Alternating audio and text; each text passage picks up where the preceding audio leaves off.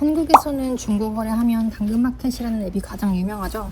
미국에서 한국의 당근마켓과 유사한 앱을 고르라면 오퍼업이 있습니다.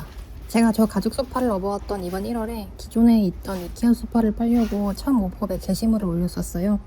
원래 가격이 $800 정도인데 $450에 올렸으니 싼 가격이 아니라고 생각을 했습니다.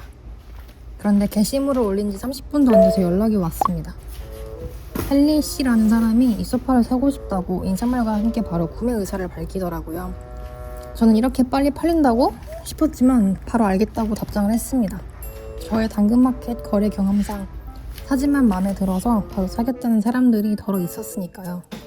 그러더니 자기가 직접 가지러 갈 거라고 제 연락처를 달라고 하더라고요. 여기서부터 1차적으로 삘이 왔습니다. 그리고 컨택트 알파벳 O 위에 서커플렉스라는 부호가 붙어 있는데 이건 영어가 아니고 주로 프랑스에서 사용이 됩니다. 이미 여기에서 사기라고 잠정적으로 확신을 했지만 헨리 씨가 미국에 살지만 영어 원어민이 아닐 수 있다는 가능성이 아주 조금은 존재했습니다. 이미 제 이성으로는 헨리가 사기꾼일 가능성이 99.9%였지만 문제는 제가 이케아 소파를 빨리 팔아버리고 싶은 욕망이 너무 컸다는 거였습니다. 집을 미니멀로 만들어야겠다는 생각이 냉정했던 이성을 압도해버린 거죠.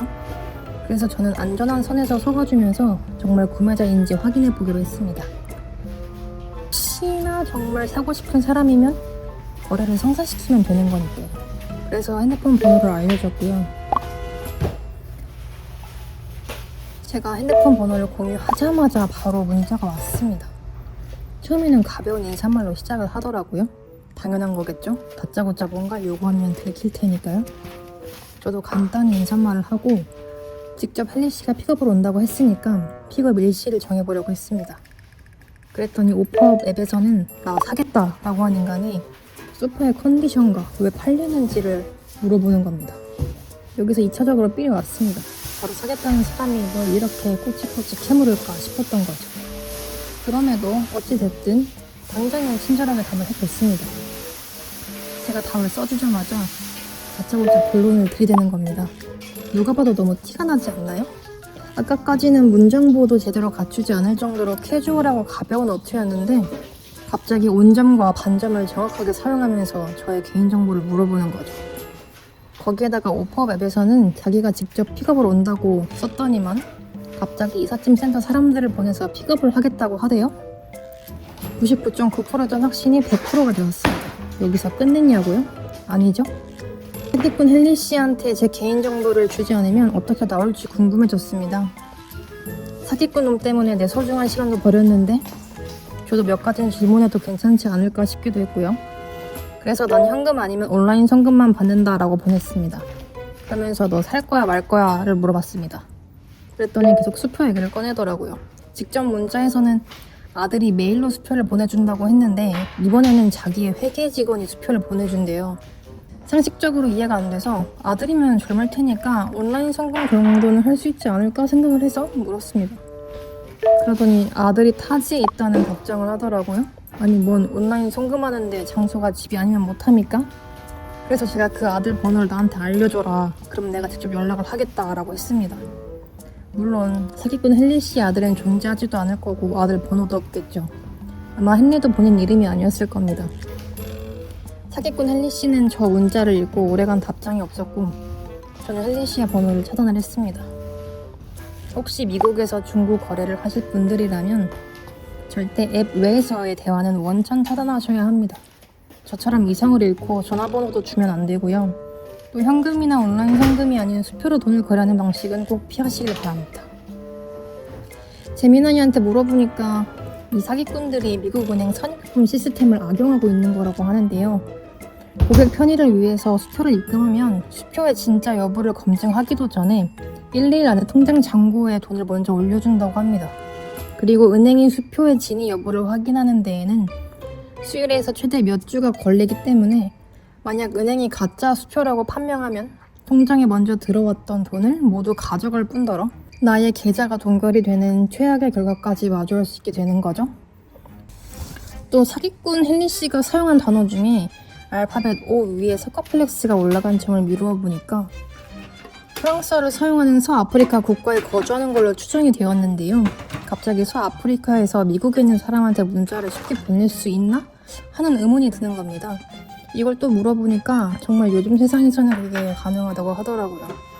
생각해보니까 한국에서도 보이스피싱 전화를 하는 사람들이 한국에만 있는 건 아니었으니까 미국이라고 미국에만 있지 않겠구나 싶더라고요. 사기는 당하지 않았지만 상당히 찝찝했던 경험이었습니다. 그래서 저는 헨리 씨의 문자를 차단하자마자 오퍼업 앱도 탈퇴하고 또 지워버렸습니다. 그 전에 당연히 헨리 씨는 사기꾼으로 앱 상에서 신고도 하고 차단도 했고요. 참고로 이케아 소파는 쓰다 보니 마음에 들어서 팔지 않기로 했습니다. 그로부터 반년이 더 지나고 제가 이 가죽 소파를 독서용으로 산 건데 계속 빨래 건조대로 용도가 변형이 되는 겁니다.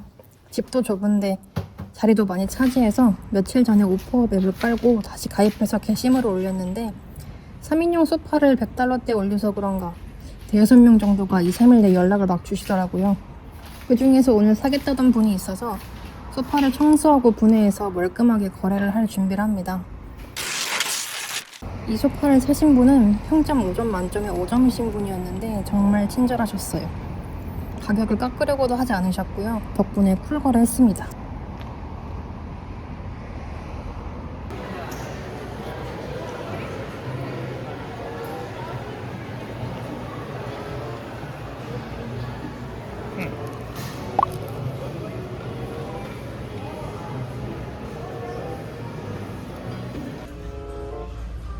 바로 이어서 필요한 주방용품 사러 왔는데 방금 전에 소파를 팔아서 그런가?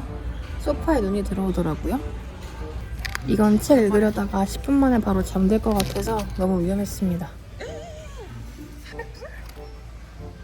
플라스틱보다는 내열성이 좋은 실리콘으로 뒤집개를 사봤습니다. 베이킹에 사용할 베이킹 채도 구매했고요.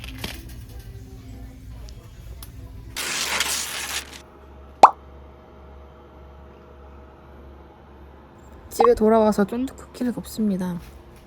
베이킹 채도 샀겠다. 갑자기 베이킹을 사고 싶어져서 내일 허즈밴드한테 회사에 쿠키를 가져가라고 했습니다.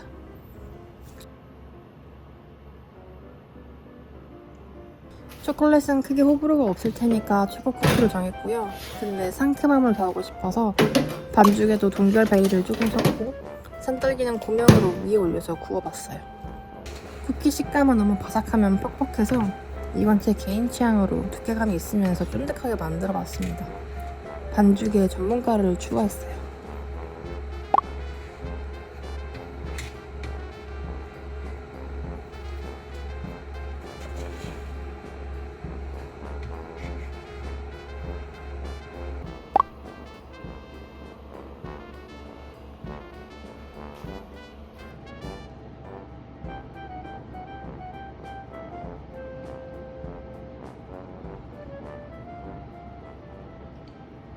특정 재료에 알레르기가 있으실 수 있으니까 메모지에 어떤 재료들을 넣었는지 빠짐없이 다 적었고요.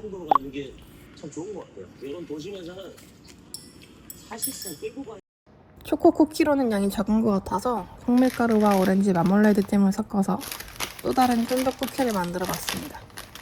고명으로 커피 맛이 나는 초콜릿을 위에 박았는데 생각보다 커피 맛이 너무 세서 추천하는 조합은 아닙니다.